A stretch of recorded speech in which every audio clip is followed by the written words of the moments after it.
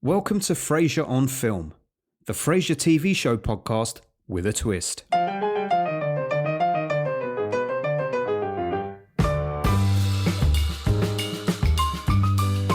Each episode of the podcast visits each episode of Frasier across its 11-series run.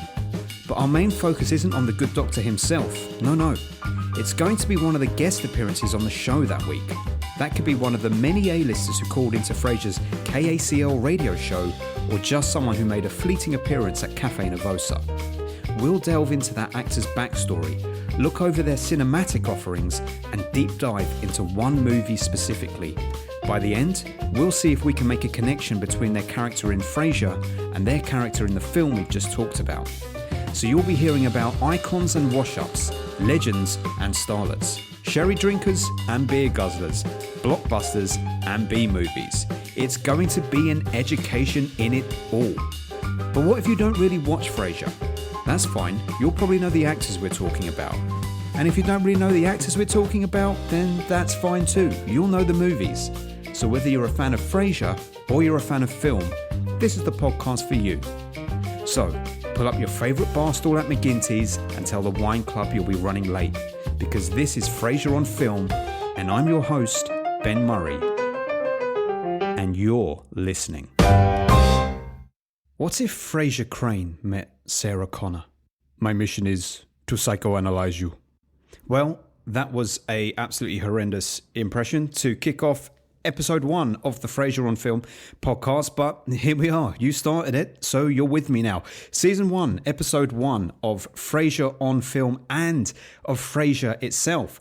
Very, very helpfully, every episode of Frasier from season's 2 episodes is going to match my podcast release schedule perfectly, which means this inaugural episode of Frasier on Film is going to be tackling the pilot episode of Frasier entitled The Good Son.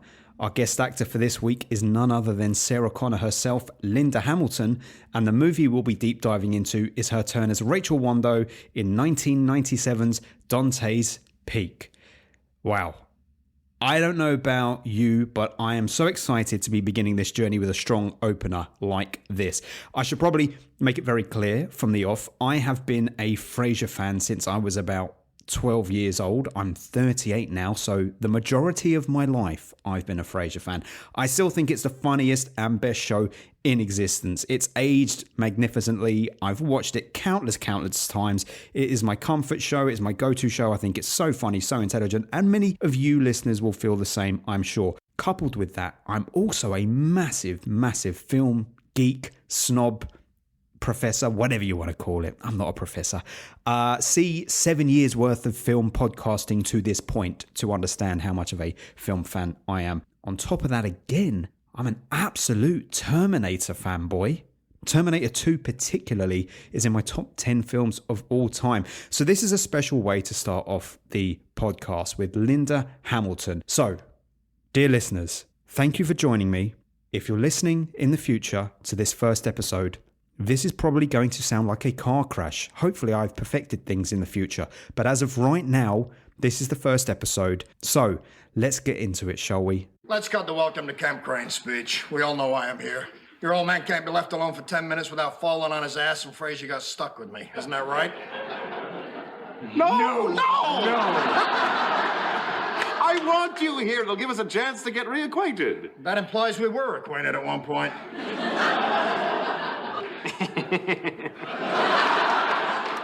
Episode 1, The Good Son. Air date, 16th of September, 1993. Writers, David Angel, Peter Casey, David Lee. Director, James Burrows. So in this pilot episode, Frasier recaps how he arrived here in Seattle from Boston, how he got behind the desk at a radio station as opposed to on a bar stool at a bar, which is what most audiences knew him from. Cheers. We get an introduction to Roz, his no-nonsense, no-shit, stern and firm producer. We get our introduction to his brother Niles, a pompous arse who can rival Frasier for his nonsense and his particular ways. We get our first mention of Maris. We see Niles' obsessive-compulsive disorder as he wipes down his chair with a handkerchief at Cafe Nervosa. We understand that Martin, their dad, has had a fall recently, and they're discussing the best way to care for him. Niles brings a brochure for Golden Acres Care Home with the tagline, "We care, so you don't have to." Not really, but he's saying it might as well say that. So, naturally, Frasier is encouraged to take Martin in. We get our introduction to Martin, Frasier and Niles' dad. Gruff, crabby, perfect foil to Frasier and Niles.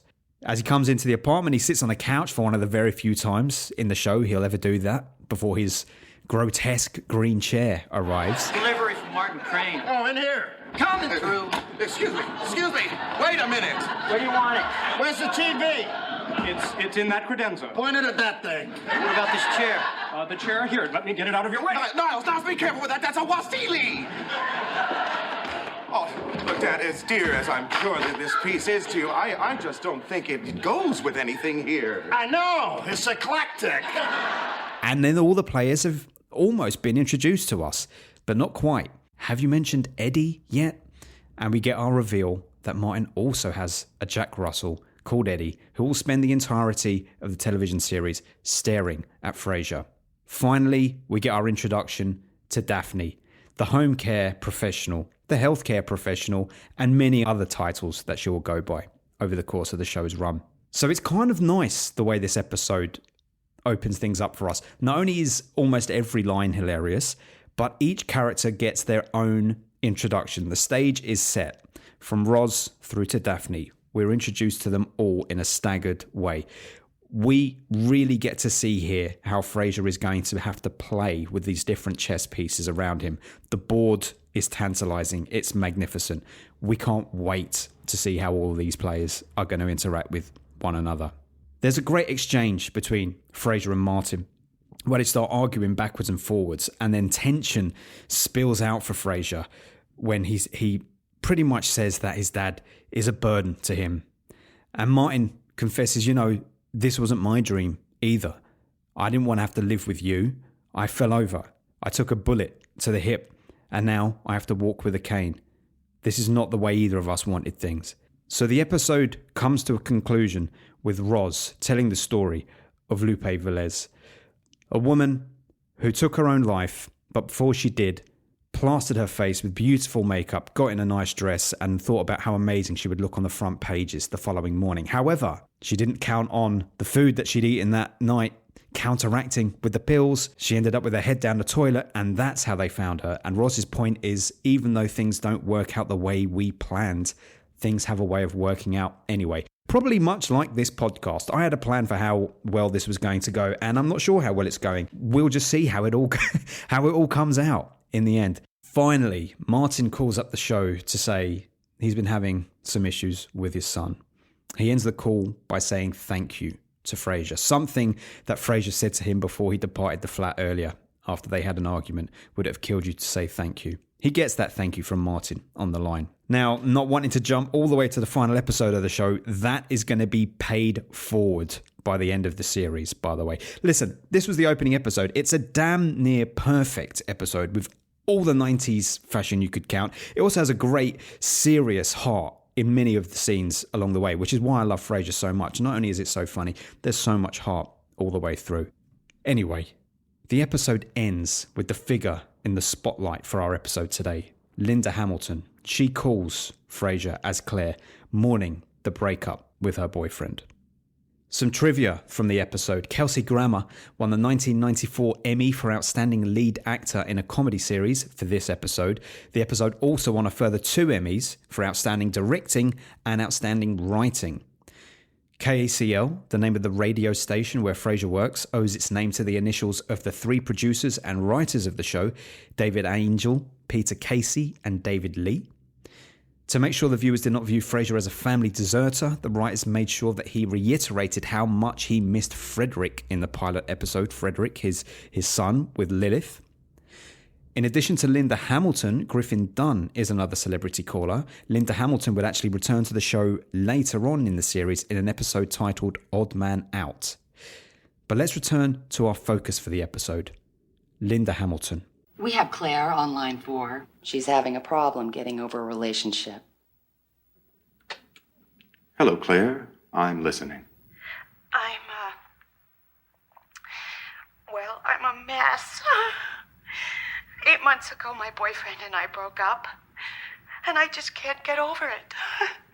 The pain isn't going away. It's almost like I'm in mourning or something. Claire, you are in mourning. But you're not mourning the loss of your boyfriend.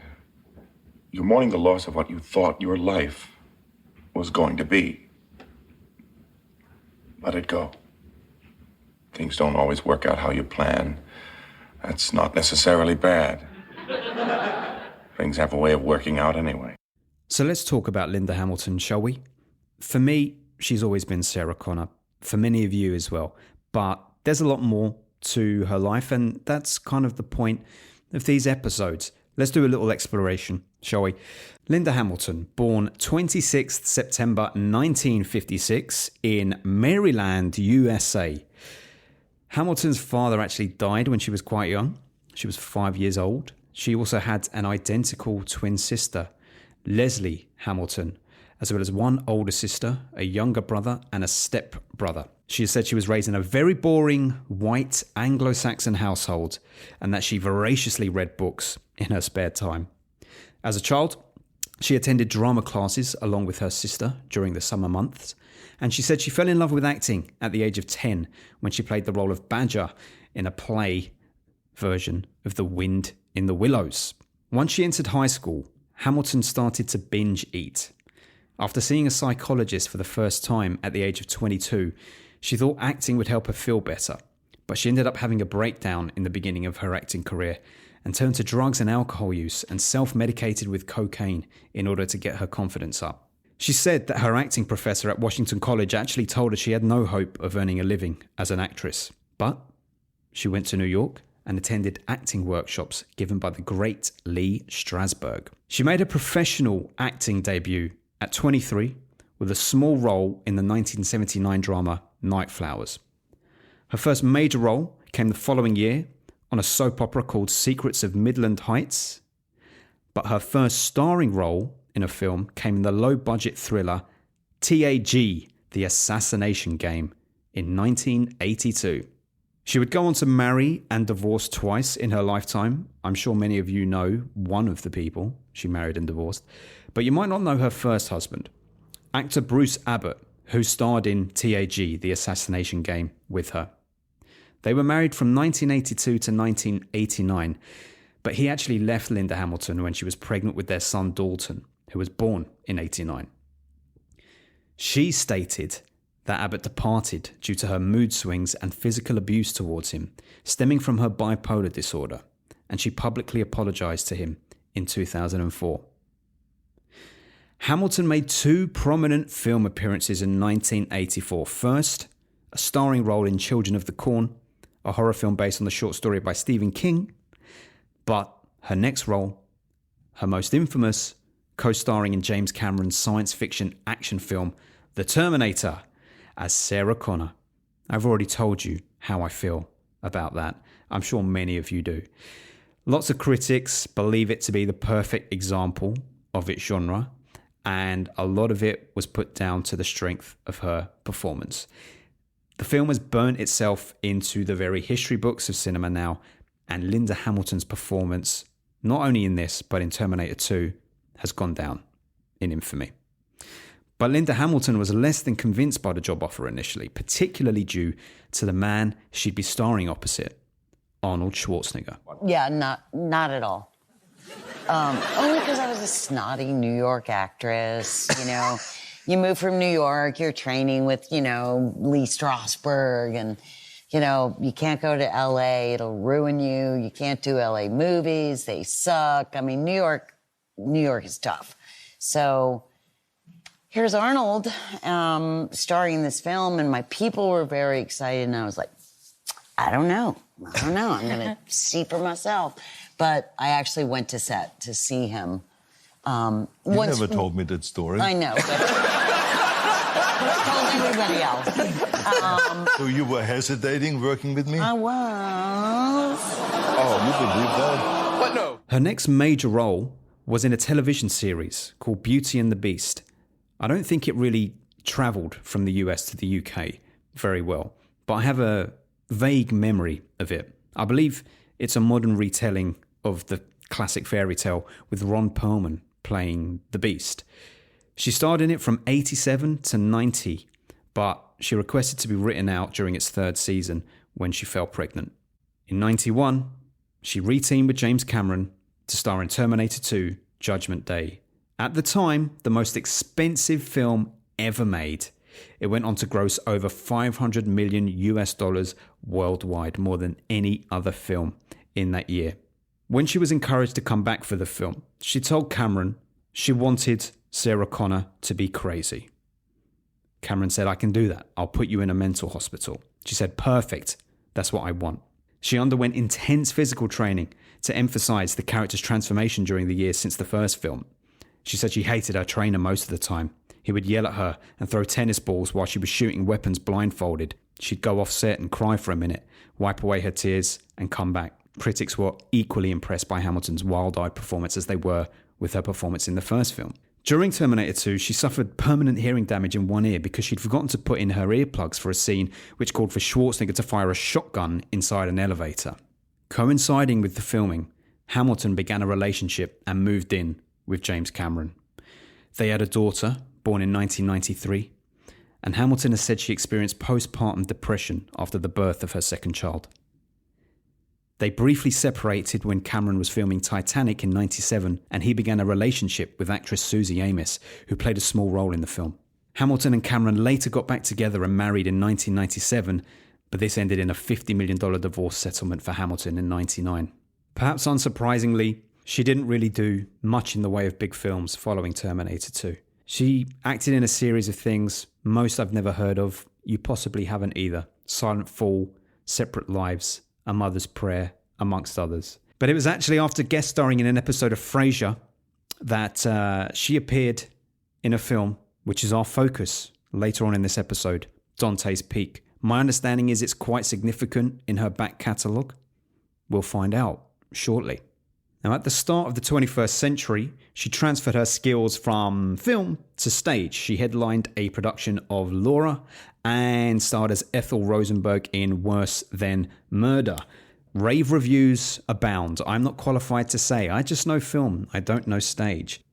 Now, in 2003, Hamilton, who had previously described herself, and still does, as a Democrat, confessed that she voted for Republican candidate Arnold Schwarzenegger, her Terminator co-star, in the 2003 California election. She also revealed in 2004 her bipolar diagnosis, a diagnosis that had gone undiscovered until she was nearly 40. In an October 2005 appearance of Larry King Live, Hamilton discussed her depression and bipolar disorder, which led to violent mood swings and suicidal thoughts during her marriage to Abbott and, in her view, caused the failure of both her marriages. She also discussed how she eventually received therapy and medication to manage the condition. Bipolar disorder is characterized by drastic mood swings, drastic emotional changes in a person's life that aren't necessarily related to the situation or anything other than the interior life that's going on. So it can be, periods of very active, manic episodes, and then terrible lows, terrible depressions. And I suffered from depression for many, many, many, many years in my life. A long time before I got the proper diagnosis and the proper care. But I like to speak out to let people know that they're not alone in feeling out of control at times. No matter what kind of disciplined life I led, it still was very hard to get on top of these mood swings. After another short run of television work, she returned to the mainstream, very much so, in 2019 with Terminator Dark Fate, set 25 years after the events of Terminator 2. She admitted to being reluctant to sign on to the project, having spent the previous few years away from the spotlight. She said, "I love my alone time like no one you've ever met. That was my hesitation. Do I want to trade this lovely, authentic life that I've built for that? I don't want my neighbours looking at me differently. We're neighbours because of who we are, not what we do, and I don't want that to creep into my life again." Nevertheless, she returned in Terminator Dark Fate, a film personally I very much enjoy. That year, in an interview with the New York Times, Hamilton also admitted she had been celibate for at least 15 years. She said one loses track because it just doesn't matter, or at least it didn't matter to me. I have a very romantic relationship with my world every day and the people who are in it. In 2020, very sadly, Hamilton's twin sister Leslie died at the age of 63. Leslie had also appeared in a few scenes as Linda's double in Terminator 2 Judgment Day, including the scene when the T-1000 disguises itself as Sarah Connor in the steel mill. In June 2023, it was announced that Hamilton would join the ensemble cast of Netflix's Stranger Things for its 5th and final season. A self-proclaimed fan of the show, she said of her casting, "I don't know how to be a fangirl and an actress at the same time. I'm going to work on that." Well, Linda, I'm a fanboy and I'm trying to be a podcast host and keep this professional, but I love everything that I've seen you in so far, which admittedly is quite limited.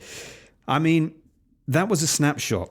That was a kind of summary overview. And as we go along, I'll get better at trying to bring my own spin on things, but I really just wanted to be hard and fast with the truth of her life up to this point.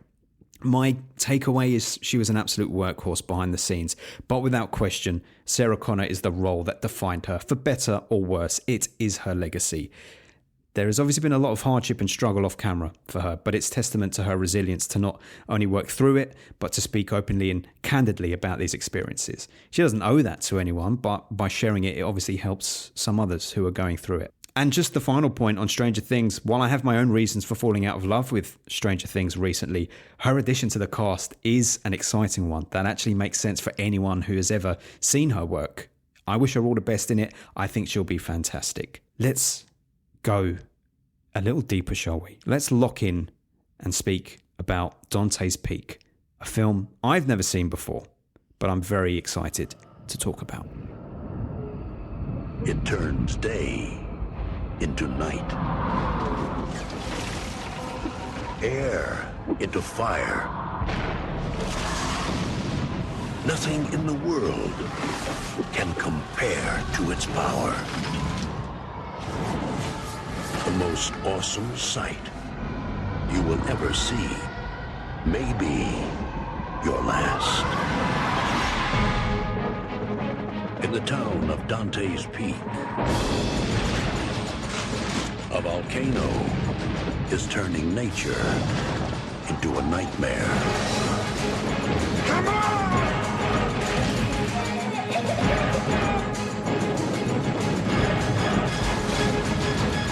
Pierce Brosnan, Linda Hamilton. Oh my God.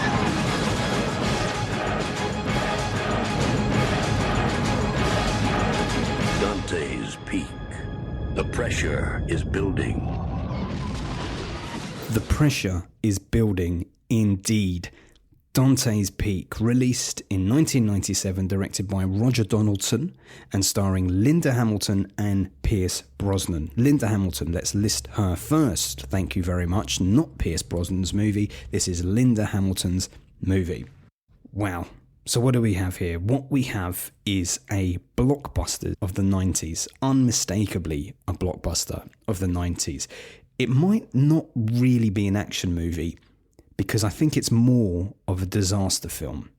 It has action elements, yes, but it is very much a disaster movie. One that has absolutely sat down with a pen and paper and watched Jaws and watched Jurassic Park and said, we can do that, but let's swap out all the beasts in those movies and let's replace them with roaring lava and a belching, violent, dangerous volcano instead. It's absolutely thrilling stuff, folks. I can't tell you how delighted I am that the first film on this podcast is a great one. I'd never seen this before. I had never seen this before, and I really wasn't expecting much. I was anticipating a sort of 6 out of 10, paint by numbers. Yeah, kind of good. No, it's much more than that. It is peak 90s fare.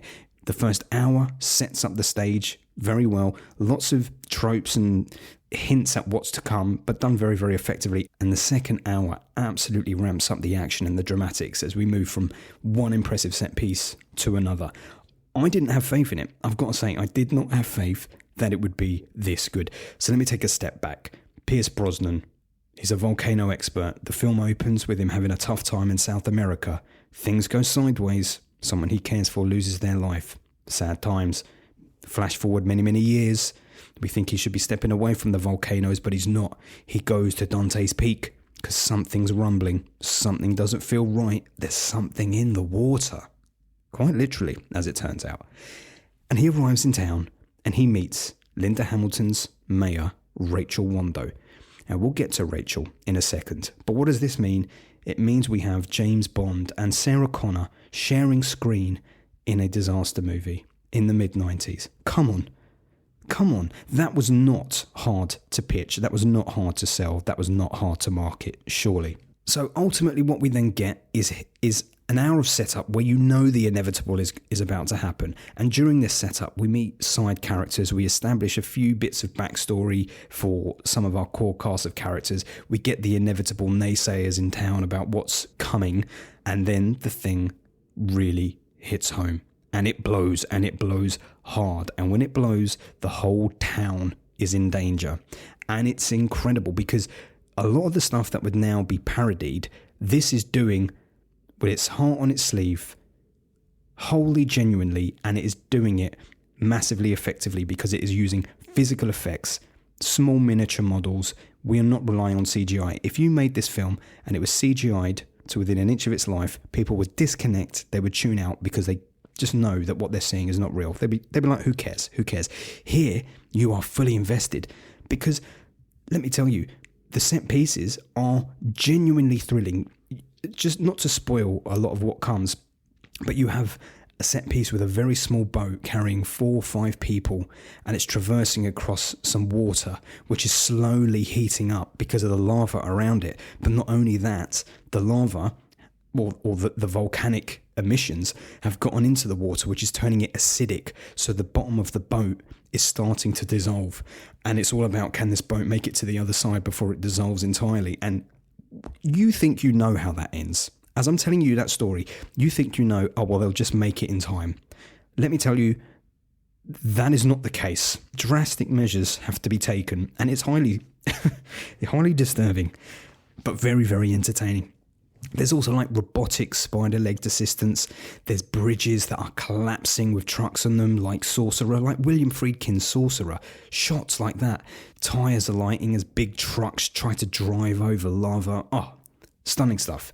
Really incredible. There's a lot of cheesiness, of course, but that's exactly what I want from my mid-90s disaster movies. Thank you. I'm not looking for something really ponderous and philosophical. In the 20th century, just give me heart and give me entertainment. And do your best. And that's absolutely what was done here. I was completely taken aback. I was not expecting it to be this good, but it is a cut above the rest. I don't see how anyone could be down on this film. I know it's just a little town, but I couldn't imagine living anywhere else. I grew up here. I went to school here. Got married here? Yeah. Brian. We were just kids. Haven't heard from him in quite a while. Quite a while. Try 6 years. I don't think she'd admit it, but I don't even think Ruth knows where he is. You seem to be doing okay. Yeah. It's hard at first. Hard for the kids. But we're okay. So let's move on to the star of the show and the star of this film, in many ways, Linda Hamilton. So she is introduced to us as a single mother, then as a mayor, then as the owner of a small coffee shop. So she's mothering, mayoring, and mashing it up as a businesswoman in Dante's Peak. The original boss girl, dare I say. And it speaks volumes that her mayor, as a woman, believes the warning right away when Brosnan comes to town. And we've seen enough of these films. Like I said, Jaws. You know what happens. The warning comes in, the mayor ignores, he dilly-dallies because he wants profit, the town suffers, and we all hope that he gets eaten by the shark. Not so in this, because Hamilton immediately believes She's seen things with her own eyes, which helps, but she immediately believes. She knows this is a professional. I'm going to listen to him. You can't speak for the rest of the bureaucrats in the town and the fact that they want to postpone doing anything. She believes right away. So she comes across as this level-headed and strong character. So if anything, it's slightly disappointing in the second half of the movie where she becomes a sort of like metaphorical and literal passenger to a lot of Brosnan's heroics. I would have liked to have seen one or two moments from her character where she takes a significant step to saving or rescuing or subverting the course of action. But truth be told, that is a minor quibble because her character is very likeable, and I'm a realist. I know how these movies worked in the mid to late 90s. It's probably like the thing that is most hard to believe is that a town like this, which, let's face it, if Dante's Peak was still standing in 2024, they would be voting for Trump. So it's highly unbelievable that they would appoint a female mayor, but there you go. Particularly as this mountain town, which has this huge volcano looming large over it, has been voted the second best town to live in the US, as one of the characters tells us. Second best town to live in the US. I could believe it as well. It's very beautiful. It looks like Banff in Canada, if anyone's ever been there. It really looks like that. Very, very beautiful. Back to Hamilton, though. Back to Hamilton. So she has been given these two children to be the single mother of. Her husband has disappeared 6 years ago. We're not really told where he's gone, and she has this sort of fractious relationship with her mother-in-law, who still lives in the town, lives up in the mountain, quite close to the volcano actually, which obviously provides its own problems as the thing goes on. But she's not down and out about it. She's not depressed. She's, you know, six years down the line, she's doing great raising these kids. First things first, her daughter is a spitting image of her. Whoever cast that daughter absolutely nailed it because she looks exactly like Lyndall Hamilton. Second of all, her son, Graham. Wait until you guys see her son, Graham. Graham has completely been modelled on Edward Furlong's John Connor. He is the spitting image of him. He has the black curtain hairstyle. He has the green khaki top. He has the attitude. This is John Connor a few years earlier. Rachel Wando, the mayor, actually appears to be, to me anyway, an evolution of the Sarah Connor we met at the beginning of the first Terminator. So right up until that point where she walks into the nightclub and Arnold Schwarzenegger takes a shot at her, if that had never happened, this is who Sarah Connor would have become. Because at that point, Sarah Connor was this young, naive, but sweet and kind of cool waitress who had her life ahead of her.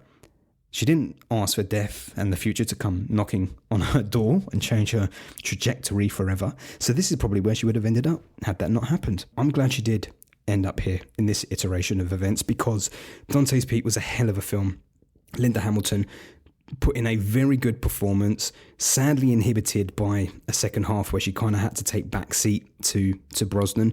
But this is a worthy addition to her filmography, and I am delighted to have seen it and to have enjoyed it quite so much. Let me give you a few bits of trivia. I'm not going to go in depth with it. You've all got IMDb. Go ahead and take a look. The thing that I found most interesting was that this film came out just a couple of months before another film called Volcano, which has an almost identical plot and starred Tommy Lee Jones. So 20th Century Fox, who were producing Volcano, were in a bit of a distribution race with the guys who were distributing Dante's Peak. And because Dante's Peak just hit cinemas ahead of them, they had a much better box office success. Volcano is rated quite lowly on IMDb, and I wonder how much of that is to do with just missing the boat. A lot of the volcanic ash that is being used in the film was apparently really fine newspaper shavings. And I think Linda Hamilton actually said that she was breathing it in so much and it was really horrendous because it was almost impossible to clean off. And she couldn't even be bothered to clean it off because she knew as soon as she did, she would go back on set and it would be all in her hair and under her nails again. And apparently a lot of the volcanic stuff and the crater scenes were shot around Mount St. Helens, which I believe, and now this is terrible, I've done much research and I haven't put this note in front of me. The actual Dante's Peak volcano explosion is based on an actual volcanic explosion, which I think was in the 1960s or 80s, one of the two, where many of the events that actually happened in this film happened in real life. So go ahead and check that out if you're so inclined. Before I stray too far away from Dante's Peak and get into some connections between this and Frasier. Let's go ahead and hear what Linda Hamilton had to say about her experiences making Dante's Peak. Oh, we had our ways of making it easier. I mean, a lot of it was sitting in the river, which was freezing. So the second night we had our little thermoses with little, medicine in there and the coffee to make it go a little better, and wetsuits on, and I had my little waterproof cigarette case, so I could do pretty much anything I want. We were taking bets on whether or not the waterproof case was really going to keep the cigarettes dry. We kept it fun. Well, we're about to get to the point of the episode where we try and make our Crane connection and link everything we've discussed today together. But before we do, let's go to the phones, I think. Line 5. Caller on line 5. I'm listening. I don't remember how old I was when I saw Dante's Peak, but I do remember I saw it on network TV, full of commercial breaks. Despite the limitations of that display, it has one of the most haunting cinematic deaths I've ever experienced, which is Grandma in the boat in the acid river. There's capital M melodrama, capital A acting, and that scene haunts me, as well as the need to make something that good and that batshit before I die. A very memorable scene indeed, and a reminder to me on our inaugural episode to make sure in the future, before I talk about the movie, I flag that there may be minor spoilers. I just really feel the need to make a connection. Well, Niles, I think you've made a connection. It just seems a little bit extreme, though, Well, thank you very much for that tidy little segue there, Frasier and Niles. This is indeed the section of the show we like to call the Crane Connection, where we attempt to connect everything back to the episode of Frasier that we watched. Today, on our first ever episode, we'll be attempting to link Linda Hamilton's superstar mayor, Rachel Wando, to Claire, who called into Frasier's KACL show, still grieving the breakup of her boyfriend months later. So how do we connect these two characters? Well, I have to say, this is low-hanging fruit for a Crane Connection in the first episode. Because while Claire has been left inconsolable, grieving the loss of a life she might have had, so has Rachel Wando discovered a new life. One that could have been very different if the father of her kids hadn't walked out on them. But he did, and instead she grew to be this strong, forceful, incredible person, incredible mother, incredible individual. So as Frasier said in his original call, though things don't work out the way we planned doesn't mean they can't work out anyway. And I'm sure raising 2 children as a single mother while juggling a mayoral position and a business and dodging volcanic rock was definitely not in Linda Hamilton's plans when she's Rachel Wando. She seems pretty happy, maybe just to have survived it all. But that's Linda Hamilton, She survived a lot off screen as well, but she's here, still standing, ready to do things on her terms, for us, with a smile on her face and a passion for what is possible, whether she's Claire or Rachel Wando. She's definitely grown as Rachel Wando. She's the other side of Claire. And that brings us to the end of the first episode. So first of all, please just give me a moment to thank you genuinely for listening to this first episode. This is a solo podcast. I'm speaking by myself. I've been podcasting for 7 years, but I've always had a couple of co-hosts to bounce off. Going solo is very daunting. I'm talking into a microphone and hoping someone out there is connecting. It's a little bit more time consuming than I imagined also, but it's exciting and I'm enjoying it. And I really hope that those of you who stick around with me and give me a chance will enjoy it too. And I'm very thankful once again. You can stay up to date with any and all upcoming episodes from me by subscribing to Frasier On Film on all the usual podcast platforms. You can connect with me online, which would be great in these early days, so I can find out who's listening. On Twitter, on Instagram, and Facebook using @FrasierOnFilm. And if you want to go old school, you can email me directly, FrasierOnFilm@gmail.com. Humbly, very humbly, let me also make a special request. So those of you who've joined the podcast on the ground floor, this first episode, if you've liked what you've heard, please do share the podcast. Reviews are very important so that I can get that wider audience, particularly at this early stage. So if you've liked it, and okay, maybe hold your boats. hold the reins, hold your horses, wait a few episodes, make sure you like me, and then go and leave me a review on Apple Podcasts, please, just so I can master the algorithm and get out there to the masses. We can do it together. Next week's episode, we'll be settling in properly at the Crane household and finding out just how well everyone is getting on now they've moved in together. The episode is called Space Quest. Our guest actor will be Christopher Reeve. Yes, Superman himself. Another big name known particularly for one iconic character. And I can't wait to start exploring his backstory and learning a little more about his accident too, if I'm honest. But the film, which we'll be spotlighting, is 1995's The Village of the Damned. Good night, podcast listeners. We love you.